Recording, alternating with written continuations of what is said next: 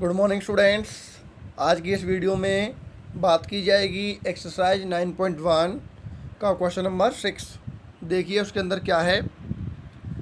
इसमें लिखा हुआ है 1.5, ठीक है, 1.5 मीटर, ठीक है, या मीटर है। 1.5 मीटर लंबा एक लड़का 30 मीटर ऊंचे भवन के, ठीक है, भवन के शिखर पर, या कह सकते हैं एक भवन से कुछ दूरी पर खड़ा है। 1.5 मीटर लंबा लड़का एक 30 मीटर ऊंचे एक भवन से कुछ दूरी पर खड़ा है।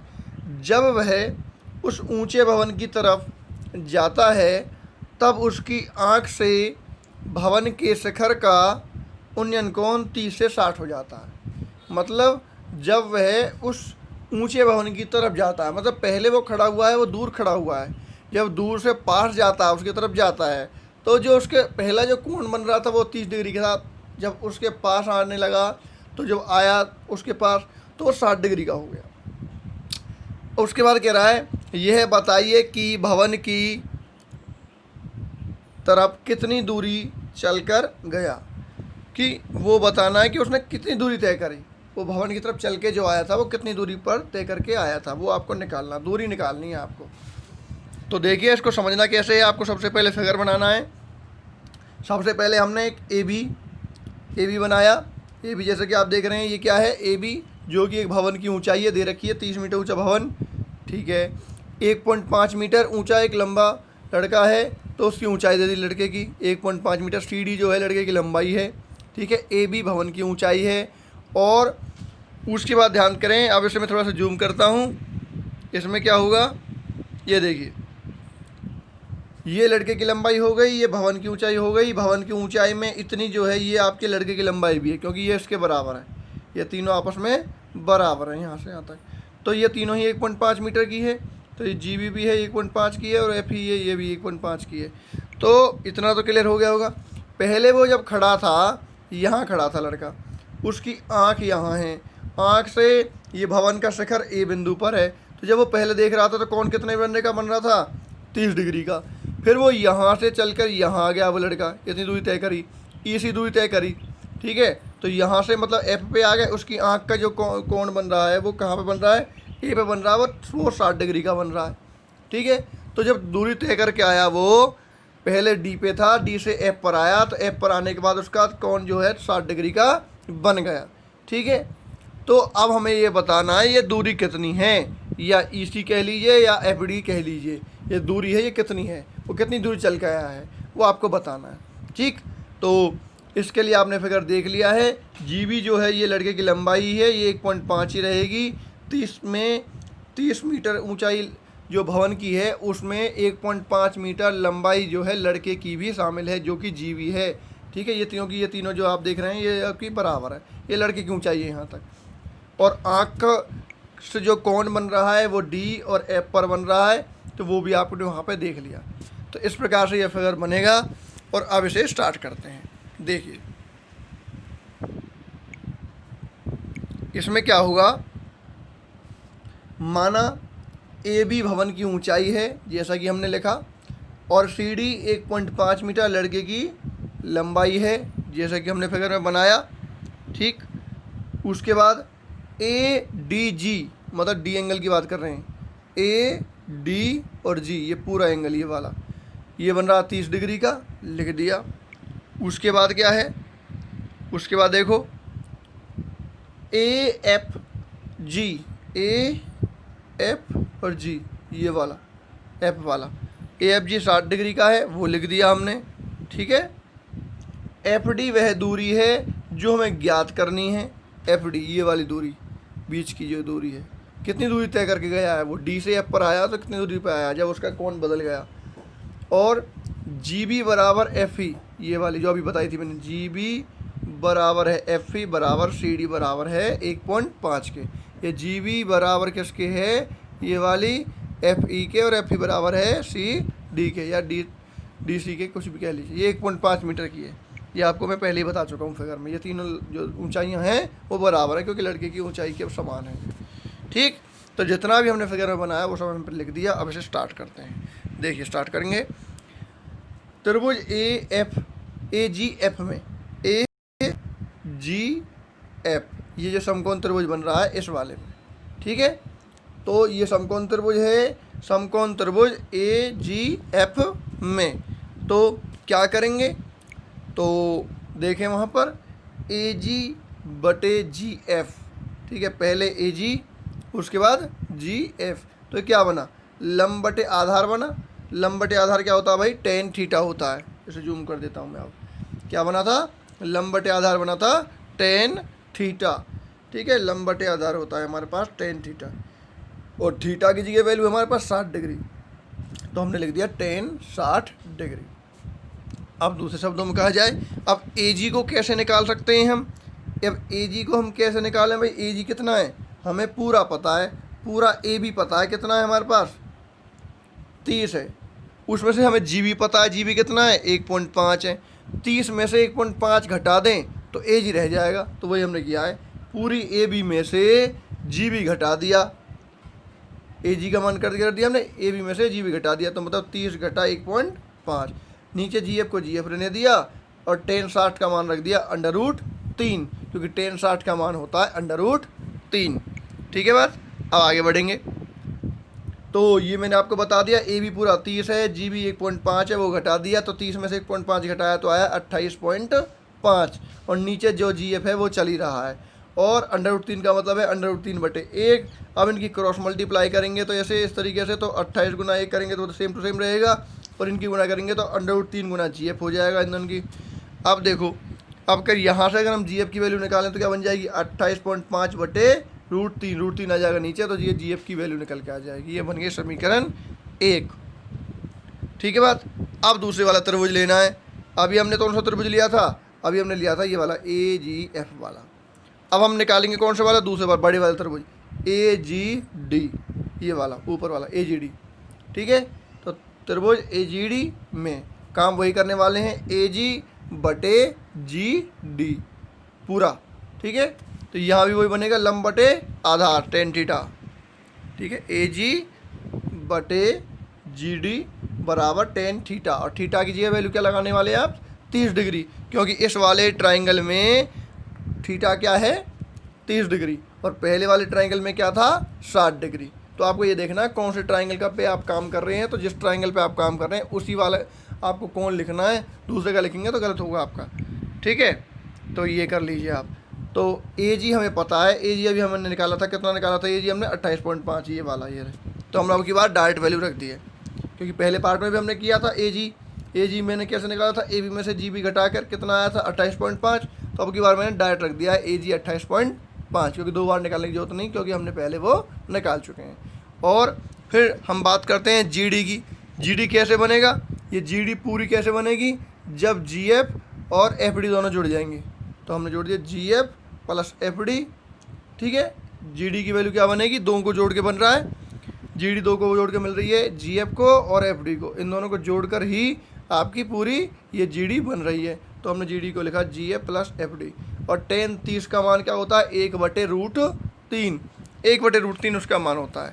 अब आगे बढ़ेंगे, अब इनकी क्रॉस मल्टीप्लाई करनी है, √3 की इससे करेंगे, √3 की गुना करने के बाद क्या हो जाएगा 28.5 गुना √3 इतना आ जाएगा, और इनकी क्रॉस मल्टीप्लाई करेंगे जी एफ प्लस एफ डी, वो तो सेम टू सेम रहेगा, एक की गुना करनी है उससे, ठीक है। आगे बढ़ जाइए, अब क्या होगा 28.5 √3 तो लिखा हुआ है, ये हमने यहाँ तो ही लिख दिया, और एफ डी प्लस जी एफ जो है, अब इसका मान रखेंगे, इसमें से हमने किसका मान निकाल रखा है समीकरण 1 में, जी एफ का निकाला हुआ है इस पहले वाले का, तो पहले वाले का मान रख दिया 28.5/√3 रख दिया, प्लस एफ डी को एफ डी जो कि तो ही रहने दिया। ये आपको समीकरण 1 से हमने मान रखा है, यहाँ पर आप लिख लीजिए कहाँ से मान रखा है आपने, ये समीकरण 1 से, यहाँ लिख लीजिए, ये लिखना भूल गया हूँ, समीकरण 1 से, समीकरण 1 से आपने यहाँ पे ये एफ डी का मान रखा है, तो जी एफ का मान रखा है, ठीक है। अब क्या करेंगे यहाँ पर, अगला स्टेप होगा जो 28.5 √3 यहाँ था ही पहले, यहाँ भी 28.5/√3 है, तो 28.5 वाले को लेफ्ट में ले आए, प्लस से हो गया वो माइनस का, और एफ डी बराबर में चल रहा है, क्लियर। ये प्लस का था, यहाँ आने के बाद हो गया माइनस का, लेफ्ट में आ गया। अब क्या करेंगे, अब इनमें से 28.5 दोनों में आ रहा है तो कॉमन ले लिया, 28.5 नहीं अभी कॉमन नहीं, कॉमन लेके भी हो सकता है, चलो रहने दीजिए, कॉमन के बिना भी आप काम कर सकते हो, इसको कॉमन लेने से भी हो जाएगा। लेकिन यहाँ देख लीजिए 28.5 √3 को जो तो ही रहने दिया, इसका हर का परमेकरण कर दिया पीछे वाले का, ठीक है। 28.5 √3। अब √3 है तो ऊपर भी √3 से गुना, नीचे भी √3 से गुना, ऊपर नीचे √3 से गुना हमने कर दी, बराबर FD, ठीक है। अब करना क्या होगा, जैसे ही हमने 28.5 √3 तो आगे लिखा हुआ है, अब ऊपर क्या है 28.5 √3 ऊपर, और √3 की √3 से गुना करी तो क्या आया 3 आ गया, रूट से रूट कट गया। अब 3 से इसको 28.5 को काटा, 3 नाम 27, 3 पंजे 15, 9.5 बार कट गया, 9.5 √3 आ गया बराबर FD के। तो अब क्या है यहाँ पर 28.5 √3 में से 9.5 √3 हमने घटा दिया, ठीक है। तो 28.5 में से 9.5 √3 जब घटाएंगे तो कितना आ जाएगा 19 √3 बराबर आ गया FD के। तो यही हमारा आंसर है। FD हमें निकालना था वो कितनी दूरी तय करके गया, तो FD हमारा निकल गया है 19 √3, अर्थ है उसके द्वारा तय की गई दूरी जो है 19 √3 मीटर है, ठीक है। ये आपको समझ में आया होगा, यहाँ पर जो दूरी हमें निकालनी थी वो निकल के आ गई 19 √3। ये बात जरूर क्लियर कर लेना है यहाँ पर कि लास्ट में जब आपने ये काम किया है यहाँ पर ये वाला, तो इसमें आप क्या करने वाले हैं, लास्ट वाले में यहाँ पर जब ये आ जाए तो आपको पहले हर का परमेकरण कर लेना है, और परमेकरण करने पर ये 9.5 √3 बनेगा। तो 28.5 में 9.5 √3 घटा देंगे, और √3 को √3 योग तो ही रहने देंगे, उसमें कोई चेंजिंग नहीं करना आपको, ठीक है। तो ये इस प्रकार निकल के आ जाएगा आपका, ठीक है। ये क्वेश्चन आपका होता है यहाँ पे ख़त्म। काफ़ी बड़ा क्वेश्चन था ये, बहुत ज़्यादा इंपॉर्टेंट क्वेश्चन भी है, और 5 नंबर में आ जाता है, ठीक है। चलिए अब करते हैं इसका नेक्स्ट क्वेश्चन। देखिए 7वां क्वेश्चन है इसका, इसमें दे रखा है भूमि पर स्थित एक बिंदु से एक 20 मीटर ऊंचे भवन के शिखर पर लगी एक संचार मीनार के तल तथा शिखर, तल और शिखर के उन्नयन कोण 45 और 60 डिग्री हैं। तो मीनार की ऊंचाई ज्ञात करें, मीनार की ऊंचाई ज्ञात करनी है, ठीक है। तो मीनार की ऊंचाई जब आपको ज्ञात करनी है तो इसमें आपको क्या करना होगा, तो मीनार की ऊंचाई ज्ञात करने के लिए तो इसमें करना क्या है, आपको सबसे पहले फिगर बनाना है, या फिगर बनाएंगे। सबसे पहले देखो क्या है, भूमि पर स्थित एक बिंदु से 20 मीटर ऊंचे भवन का शिखर, भवन की ऊंचाई कितनी दी है 20 मीटर। तो हमने मान लिया जो एक QR है, ये जो भवन की ऊंचाई है 20 मीटर, QR भवन की ऊंचाई है 20 मीटर, ठीक है। इसके ऊपर क्या लगी हुई है, एक संचार मीनार लगी हुई है। तो QR तक तो भवन हो गया, और QR से RS तक हो गया मीनार आपकी, ठीक है। यहाँ पे आप ध्यान से देख लें, ये जो है ये कितनी, ये क्या है आपकी मीनार है, RS जो है वो मीनार है, और जो QR है वो आपका भवन है, ठीक है। अब आगे बात करेंगे। फिर वो कह रहा है कि जो मीनार का तल है और उसका शिखर है, दोनों पे अलग अलग कोण बने, तल पे अलग है, तल पे 45 का, शिखर पे 60 का है। तो वो कोण बनाएंगे किसी बिंदु से। यहाँ पर जो बिंदु P है वो भूमि पर स्थित कोई बिंदु है, और उस बिंदु से मीनार के शिखर का और उसके तल का 60 और 45 दे रखा है। तो देखिए, तो इससे पहले यहाँ बनाया, ये तो हो गया मीनार का शिखर, तो मीनार के शिखर का है 60 डिग्री, तो आप देख सकते हैं ये ऊपर वाला कोण है वो 60 डिग्री का है। और उसी बिंदु से मीनार के जो तल है, मीनार का तल कौन सा है, ये वाला R बिंदु जो है ये तल है, R बिंदु जो तल है, तो उसका कोण कितना दे रखा है 45। पहले तल दिया है तो उसका 45, बाद में शिखर दिया तो उसका 60। तो ये हमने यहाँ पे कोण बनाए हुए हैं। थोड़ा सा मैं इसे जूम कर देता हूँ, अब ध्यान से इसको देख लीजिए। ये वाला हो गया आपका भवन, ये वाली हो गई आपकी मीनार RS, ये हो गया बिंदु, भूमि पर स्थित कोई बिंदु P। अब इस बिंदु P से आपका जो आपकी मीनार है, मीनार का तल कौन सा है, ये मीनार का तल ये होगा, और मीनार का शिखर ये है ऊपर वाला।